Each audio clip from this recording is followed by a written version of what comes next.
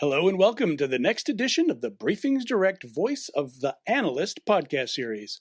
I'm Dana Gardner, Principal Analyst at Inter Arbor Solutions, your host and moderator for this ongoing discussion on the latest insights into successful digital transformation. This IT Management Strategies interview explores new ways that businesses can gain the most control and economic payback from various cloud computing models. We'll now hear from an IT industry analyst on how developers and IT operators can find newfound common ground to make hybrid cloud the best long-term economic value for their organizations. Here to help us explore ways a managed and orchestrated cloud lifecycle culture should be sought across enterprise IT organizations, we're here with Daniel Newman, Principal Analyst and Founding Partner at Futurum Research. Welcome, Daniel. You know, there's been an awful lot of tools and technologies and process improvements for development, particularly in the cloud, so cloud native types of development. Containerization and management of containers has been a big part of that. But we're also seeing that operators, the IT departments that are tasked with making the most of cloud, be it hybrid cloud, be it multi-cloud, need to get better tools themselves. Do you see that there's a divide between what developers have been able to do in the public cloud environment and what operators have been able to do? And do you see that gap either growing or shrinking now that we're seeing new types of tools and automation and orchestration around things like composability of cloud services? You start a great question, which basically lends itself to this concept of shadow IT. Developers have been the penultimate utilizers of this shadow IT. They find a way to get what they need to get done, and they sort of have this uncanny freedom that's given to them by organizations. And this has to do with a couple of things. First of all, generally nobody knows more about what they're doing than they do within the organization. So they tend to be able to creatively find tools. IT has always been sort of cast inside of a box, and they say, here's the tool set you get, here's what your limitations are, here's how we want you to go about. These are policies. In the data center world, that's how everything's been built, right? These are the exact confined restrictions that make a data center a data center. In a developer's world, it's always been about minimum viable product. It's been about how we develop a tool that does what we need it to do and get it out as quickly as possible, any way necessary, because the ultimate user of an application doesn't know what cloud it's running in. They don't know how they're getting access to it. They just know they're getting access to it. So you basically have two worlds colliding. You have a world of strict, confined policies, and that's the ops side of DevOps. And you got the developers that basically have been given free reign to do what they need to do to get what they need to get done. So we need to be able to keep that creativity and innovation going by the developers so that they can satisfy the requirements of the end users and the line of business people that are basically begging for better applications. At the same time, though, we need to put in guardrails, make it sustainable in terms of how you continue to generate a minimal viable cloud. That is to say, not out of control on expenses, not out of control on governance and security, not out of control in terms of being able to take advantage of both a private cloud and a public cloud when you want to make that choice. So how do we start to make this convert from a collision into a collaboration? That's a great point. And the thing about what you're saying is we've sort of always lended the DevOps towards dev, right? You hear it's really about the development. And the ops side is always kind of secondary. It's like capital D, lowercase o. And the thing is we're sort of having this massive shift that's taking place that really does require more orchestration, more coordination between the groups. Because you first of all said something about spinning out of control expenses. So when I talked earlier about DevOps and developers having the free reign, do what they need to do, put it where they need to put it, containers, clouds, tools, whatever they need, just get it out because what they're doing impacts customers, right? If you have an application where people buy stuff on the web and you need to get that app out, yeah, sure, it may be a little more expensive to deploy it the way you've traditionally done it as a developer without the support of ops, but you felt the pressure to get it done. Now, ops can come in and say, well, what about a flex consumption-based model? What about multi-cloud? What about using containers to create more portability? What if we can keep it within the constraints of a budget and work together with you? And by the way, help you to understand which application running in which cloud is going to provide you the optimal. The developer doesn't care about that. Let's be very honest. The developer does not benefit. They're usually not paid or compensated in any way that says, optimize our costs. That's what the ops people do. So the orchestration, just like almost all bigger digital transformation efforts, really does start when you have shared goals. And the problem is they call it a DevOps group, but Dev has one set of goals and Ops has a different one. So what you're seeing is, you need new tools, composability for cloud, which, like here at HPE Discover, they're launching these tools that are basically giving those Ops people more control over these things. And by the way, that gives the developers more visibility, or at least could create a window for them to have that. Historically, that hasn't existed. So we're seeing the opportunity through better orchestration, through better collaboration, but it does come down to some really age-old challenges inside of an organization, and it's, do the devs and the ops people have the same goals, and will these new tools maybe give them more of a reason to start working that way? I see it that way. I think that the more composability, insight tools that the operations people have, the easier it is for them to define that path that the developers need to stay inside of without encumbering the developers on, you must use this platform or that tool or this framework. So I think we're at the point in the maturity of the industry where actually both sides can get what they really want. It's simply a matter of putting that together, that chocolate and peanut butter, if you will, the Reese's cup of DevOps. But there's another part of this that people often don't talk about, and that's that data is a big component. So when we have a life cycle of an application, we're not just thinking about developing it and then putting it up and it stays there static. It has to be built on, it has to be improved. We're doing iterations, we're doing agile. So we have to operate that application as a living, breathing thing, not just static. But we also have to think about the data that application is consuming and creating, and how that fits into a larger data management philosophy, architecture that includes multi-cloud.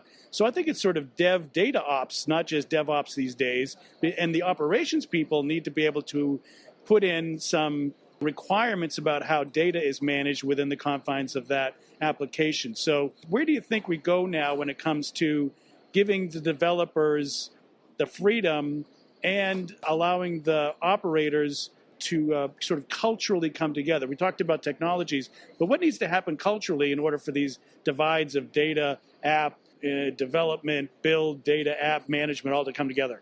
So we've launched the Dev Data Ops category right now. But and that's actually a really great point, because if you think about where does that live, meaning, you're talking about IT orchestration, which they, are concerned about having infrastructure, whether that's in the cloud or on premises, that has enough storage to deal with the applications the developers are building. The developers are usually worried about the data from the sense of what can they do with that data to improve, enhance the applications they're building. How is it being collected? How is it being managed? You add elements like machine learning and AI that's going to just up the compute requirement, the storage requirements. And you have the edge now, where data, most applications are collecting more data in real time, IoT, all these complexities, right? And what you kind of said is, who does really own data? Well, the IT part of the DevOps, the ops part, typically worries about capacity, but are they really worried about what the data is? And that almost brings in a whole third category. And maybe that's really what you're opening the door to, is because the dev person doesn't necessarily deal with what are we going to do with the data. This almost becomes BU level. It becomes a marketing level issue. It becomes sales level data. All the data that's created inside of an instance of SAP or Salesforce. Just think about that. How many people need to be involved in orchestration to maximize that? So culturally speaking, it does go back to some of what we just talked about. It is shared tools. It is about shared visibility and goals. But it's also now really about more orchestration that requires more external groups. So your DevOps group just got bigger, because the data deluge is actually, it's the biggest resource any company has, and it will be, if it isn't today, the most influential one in what your company becomes. So you can't leave it to just developers and operators of IT. Now it becomes developers, operators, and it really becomes core BU leadership having an impact. You don't want to get them too involved, because they'll ruin the whole dev and the ops. But having the impact, say, now we have all this data, what are we doing with it? How are we managing it? Where does it live? How do we port it between different clouds? What stays on? What goes off? How do we govern it? Governance, data, privacy, and then of course compliance, which nowadays companies, I would say most companies really struggle to keep up with, because there's so many rules about what kind of data you have, where it can live, how it should be managed, how long it should be stored, that unless you're the large enterprises, you may not even be completely aware of. So I think you bring up a great point, Dana, and I could probably rattle on about this for a long, long time. You've just added a whole new element to DevOps right here on this podcast. And it really, I don't know that it has to do with specifically Dev or Ops. I think it's Dev plus Ops plus a new leadership element for meaningful digital transformation. We talked about trying to bridge the gap between development and ops, but I think there's other gaps. And another one, even within just the data, is there's data for management, backup and recovery, making it in the lowest cost storage environment you can.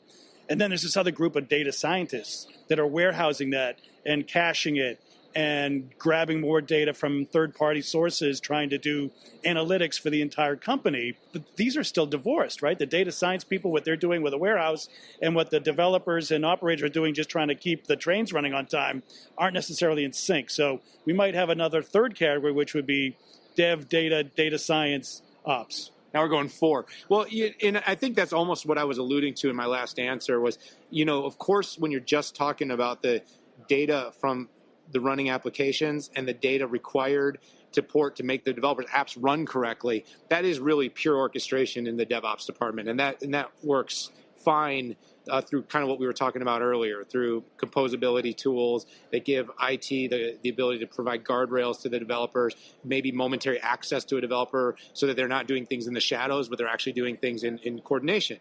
But really the data that I was alluding to is what you were talking about. It's that bigger data. It's open data. It's third-party data. It's data that's been collected and stored inside of instances of ERPs and CRMs for 20 and 30 and 40 years, that the gold mine of information that companies now have to figure out and extract and incorporate into almost every enterprise level application they're building. And right now, dev and ops don't really have a clue what is out there and available because that's being done out somewhere else, an analytics leader of the company. Or an entirely different app for analytics instead of baking the analytics into the existing apps.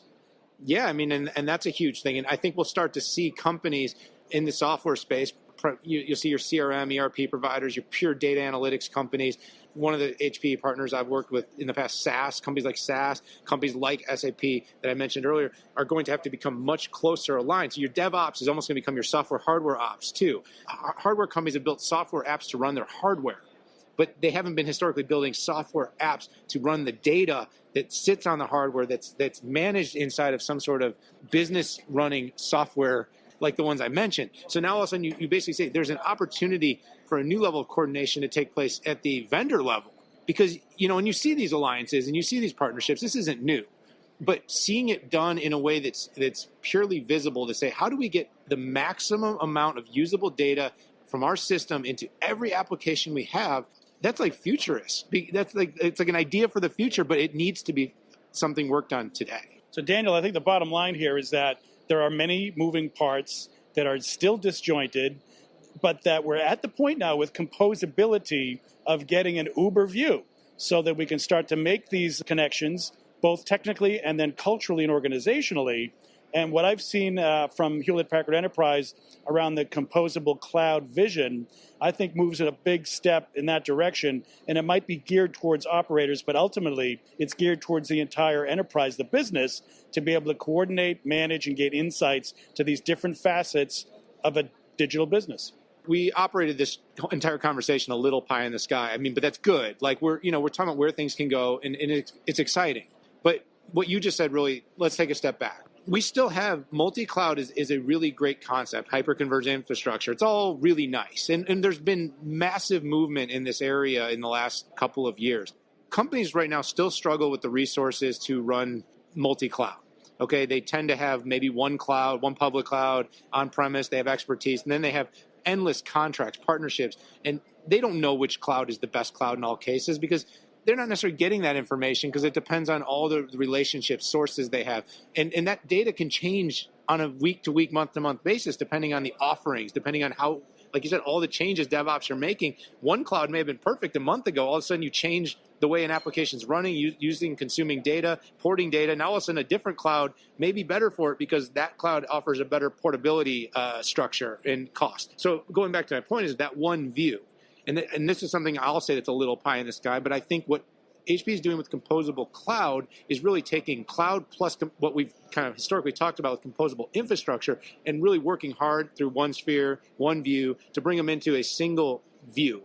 And we're in a software world. We're a software and a user experience world, Dana. And so these tools, really, the one that gets the most usable, valuable dashboard type data in front of you with quick deployment, with quick build, portability, containerization in one spot is going to win the battle. And so that's where I think they're setting themselves in a good position is how do we do it all in one place? Give me one view, give me my one screen to look at. And I think your dev and your op and everybody in between, our new data and data science friends, will all appreciate that view. And so I think HP is on a good track, and I look forward to seeing what they do in the future. I'm afraid we'll have to leave it there. You've been exploring with us new ways that businesses can gain the most control and economic payback from various cloud computing models. And we've learned how developers and IT operators can find newfound common ground to make hybrid cloud the best long-term economic value for their organizations. So please join me in thanking our guest. We've been here with Daniel Newman, Principal Analyst and Founding Partner at Futurum Research. Thank you. And a big thank you as well to our audience for joining this BriefingsDirect Voice of the Analyst IT Management Strategies interview. I'm Dana Gardner, Principal Analyst at Inter Arbor Solutions, your host for this ongoing series of Hewlett-Packard Enterprise-sponsored discussions. Thanks again for listening, and please pass this along to our community, and do come back next time.